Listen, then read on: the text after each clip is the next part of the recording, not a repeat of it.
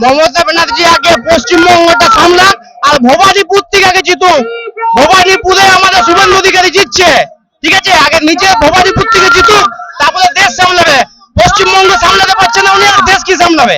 আসানসোলে বিজেপি জিতবে 110%, কোনো কথা বলে। কৃষ্ণেন্দু মুখার্জি আসানসোল উত্তরে জিতছে, আসানসোল উত্তরে কৃষ্ণেন্দু মুখার্জি জিতছে, আসানসোল দক্ষিণে অগ্নিমিত্রা পাল জিতছে, বারাবণীতে অরিজিৎ জিতছে, বাকি রানীগঞ্জ কুলটি সব একদম শূন্য শূন্য, টিএমসি শূন্য। মমতা ব্যানার্জি বলছেন নেক্সট টার্গেট দিল্লি, কি বলবেন? কি বলছেন মমতা ব্যানার্জি? বলছেন নেক্সট টার্গেট দিল্লি। কি বলছেন? মমতা ব্যানার্জি আগে পশ্চিমবঙ্গটা সামলাক আর ভবানীপুর থেকে আগে জিতুক। ভবানীপুরে আমাদের শুভেন্দু অধিকারী জিতছে, ঠিক আছে? আগে নিজে ভবানীপুর থেকে জিতুক, তারপরে দেশ সামলাবে।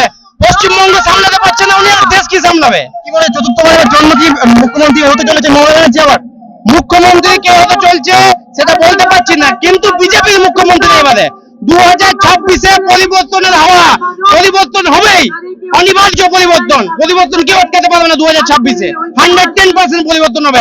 নারী সুরক্ষা নেই, শিল্প নেই, কলকারখানা নেই, কিছুই তো নেই। ঠিক আছে, ভাতা দিচ্ছে, যে একটা ভাতা দিচ্ছে, তারপরে কি বেড়ে যাবে?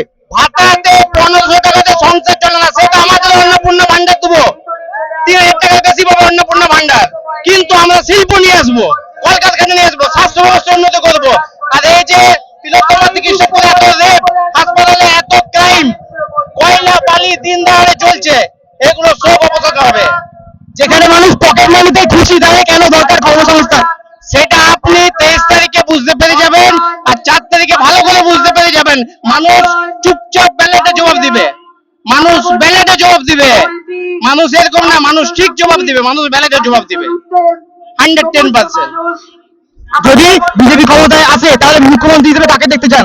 শুভেন্দু অধিকারী। আমার পার্সোনাল অপিনিয়ন, আমি মুখ্যমন্ত্রী হিসাবে শুভেন্দু অধিকারীকে দেখতে চাই 110%। শুভেন্দু অধিকারী জিন্দাবাদ।